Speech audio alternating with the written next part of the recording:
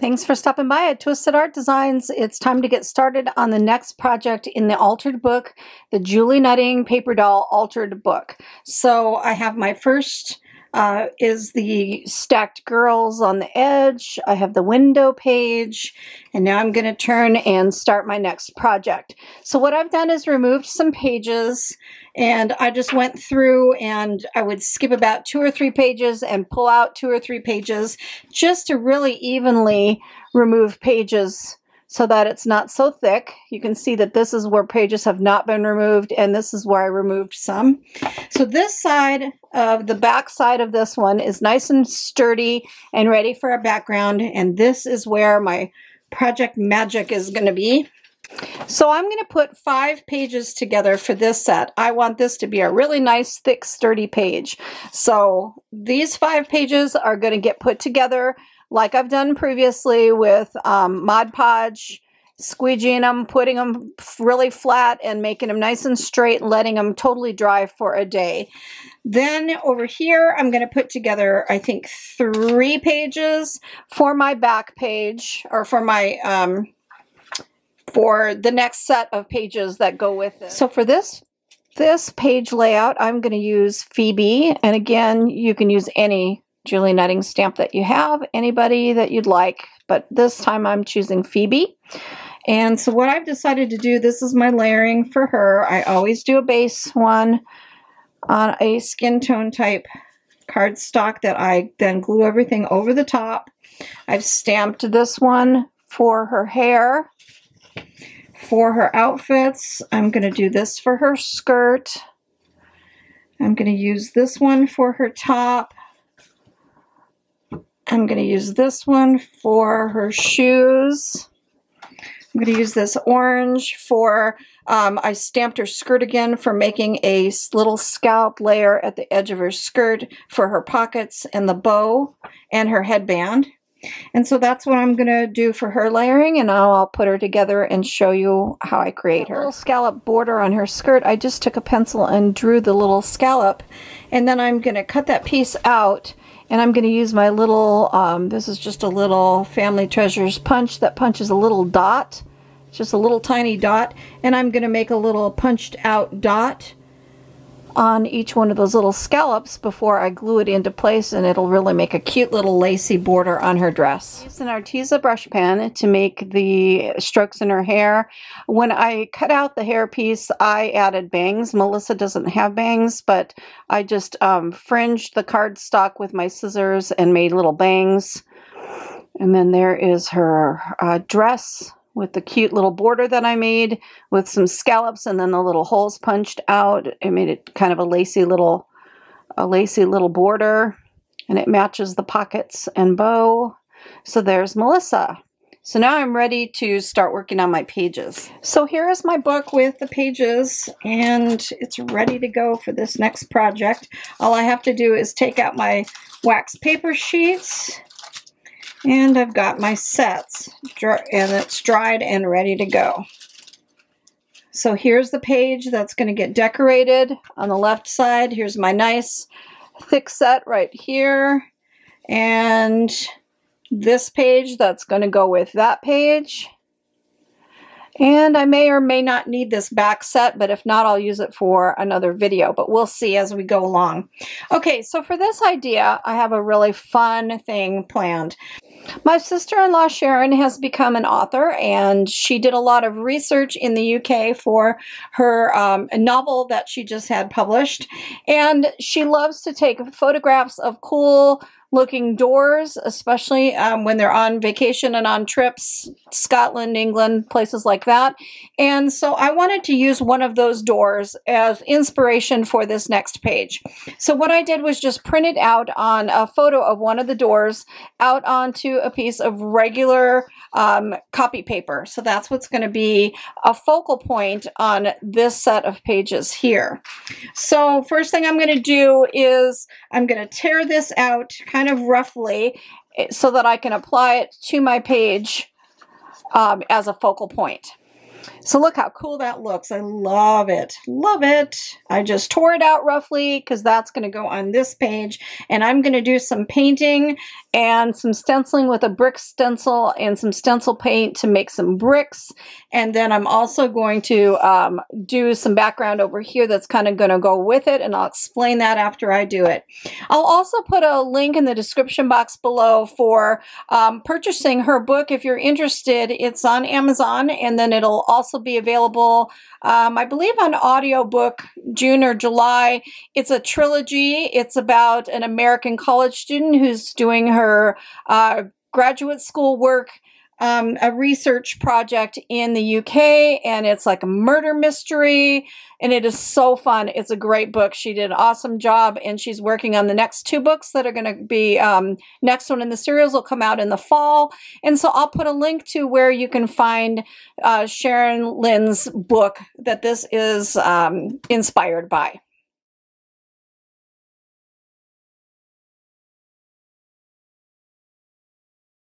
So the first thing I'm going to do is apply this down to the page with matte gel medium on this set, the thickest set. This is my set of 5 pages I put together, and that's the first thing I'm going to do is put it down on the page.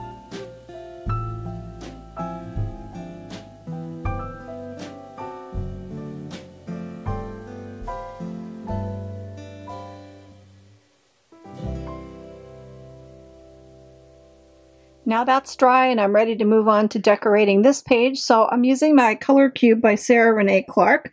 I chose a card that has some neutral colors in it that kind of go with what's in this picture and a little pop of color. So this card is perfect. It's card number 62. So what I'm going to do now is to do a background over here, and I'm going to do that just by brayering on some acrylic paint, some gesso, sponging on some paint, using a little stenciling, and just create kind of a fun background on this side. I'm going to choose paint colors that are from this swatch. So there will be a link in the description box below for the Sarah Renee color cubes, also a video where I show receiving them and how I use them in my art journal pages and altered books and things that I create. And there's a code in there as well. If you click on the link, it'll take you to her website if you're interested in purchasing. As an affiliate, I do get a little bit of a reward for that.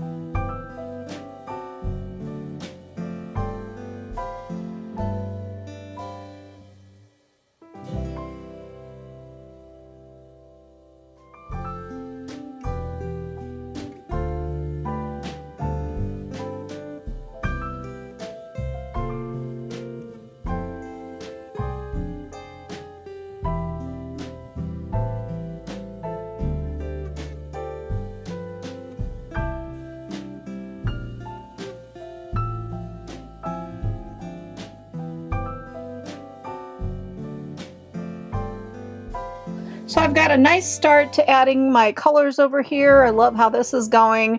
It really blends in nicely with this. Now I'm going to use a Tim Holtz stencil. This is the one that looks like a brick pattern, and some modeling paste and one of these silicone, I don't know what you call these, firm flat silicone contour shaper. Works great for stencils. So I'm going to add some stencil paste, and I'm just going to do it in a few little places here and there to add some brick pattern into this design.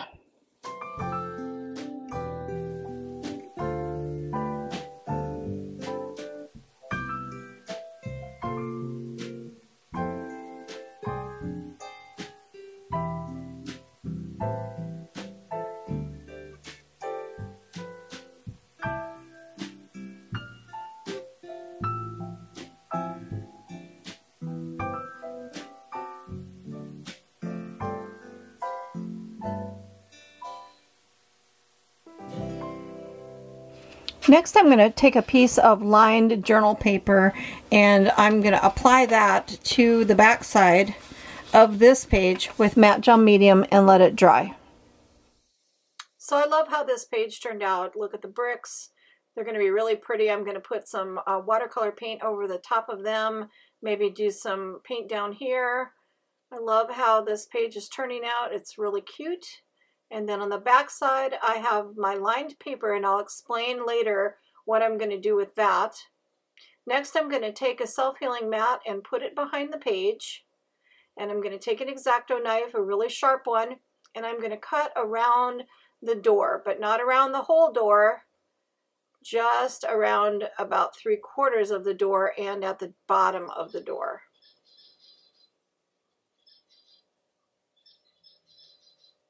And then you want to leave that left side attached. So you just have to use a good sharp X-Acto knife and cut around, and then you've got your door.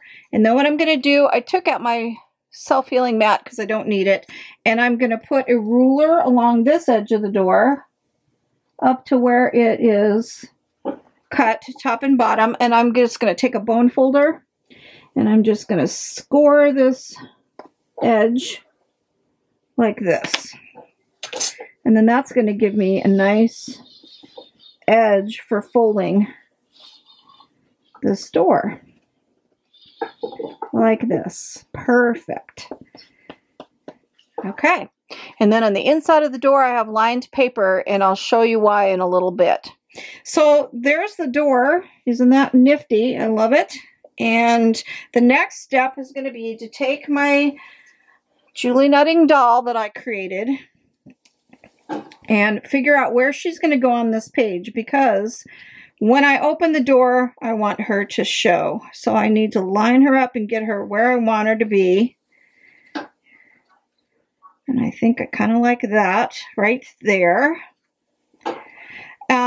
But what I'm going to do is, I kind of like the book text showing, but I want a little bit of color behind it. So I think I'm going to just do some blue paint just really softly here. I'm going to sponge some blue paint as a background so I can still see the book text, and then I'm going to put her into place and show you the next step. So I sponged on, actually I used a baby wipe and just put 2 colors of blue, let the book text show, let that dry. On this side, what I'm going to do is I'm just going to take some Tim Holtz Distress ink and one of the little tools, and I'm putting the door back into place where it goes. And I'm going to just go around this edge here because I want to have like it not be so stark paper. And this paper is more of a cream color with a print on it, but I still want those a little bit of distress around there. And it's just easier to do it with the door closed like that. Then what I'm going to do is take a Ecoline brush pen and I'm going to go over these edges. So I'm going to make those edges not so stark. And of course, this is my deep ochre that I use on everything for edges. I love this for edges. I'm going to just go around that edge and make the edge of the door all nice and yellow ochre, and on the inside edge of the door. Just those little details make a big difference in your finished project. So the edges are nice and tinted brown. That looks really pretty. Okay, so now the next step is going to be to take the doll and to glue her into place. So I'm going to lay her in there, decide where I want her. That looks cute like that. And I've got art glitter glue to glue her into place.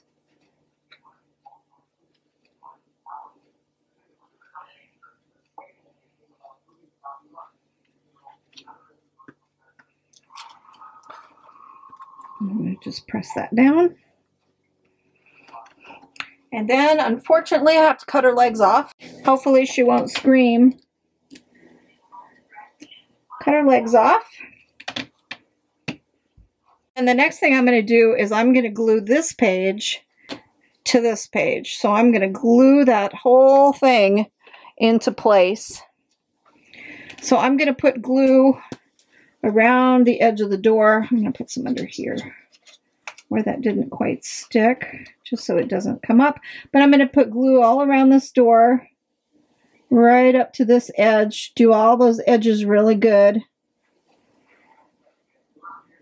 And put glue all over the page, because I want to stick one page to the other page.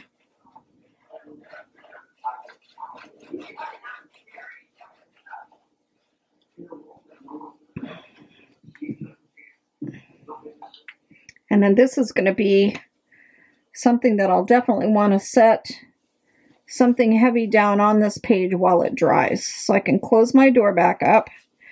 And I'm going to set something on here and let this dry really well, gluing one page to the other. So here is my page, and my words say, open doors to possibilities.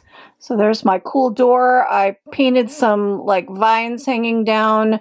I painted the bricks, and in between the bricks, so the bricks, because they were texture paste, are raised. And there's a little wooden key on the page. So it's got open doors to possibilities. And then my door has got a little, a nice doorknob. It is a, it's a metal decorative brad. And I put that on as the doorknob to the fancy door. I love that. And then when you open the door, you can grab the little doorknob and open the door. And there's the Julie Nutting girl inside.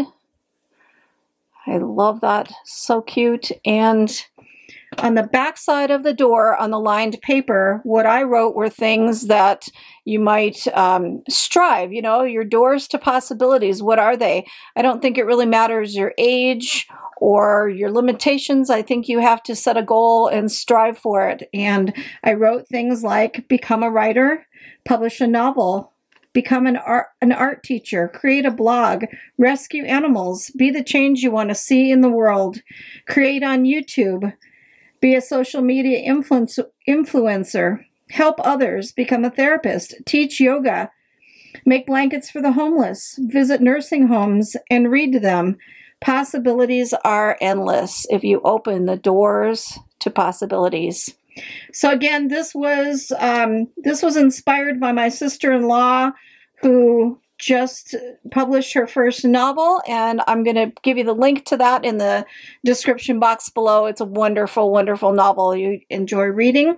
And she does a lot of research in the UK and takes pictures of these beautiful doors, and I just thought this would be a super fun thing to add to my altered book. So I hope you enjoyed this and that you'll try creating a hidden door in your Julie Nutting altered book paper doll book. So thanks for stopping by, and go make some art today, because art soothes the heart.